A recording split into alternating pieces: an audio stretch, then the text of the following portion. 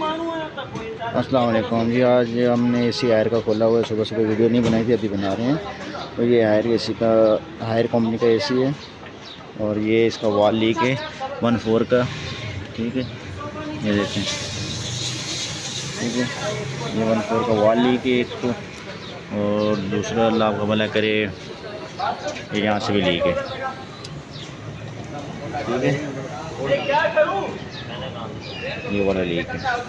ठीक है, अभी इसको रिपेयर करेंगे इंशाल्लाह, फिर फिट करेंगे। और ये गिरी है, ये सर्विस के लिए खोला हुआ है हमने। ठीक है, बाकी का सामान ये पड़ा हुआ है। नीचे वाला भी एयर का ऑर्डर है, लेकिन उसका पंप का मसला है, कंप्रेसर का, वो वापस फिट कर दिए। और ये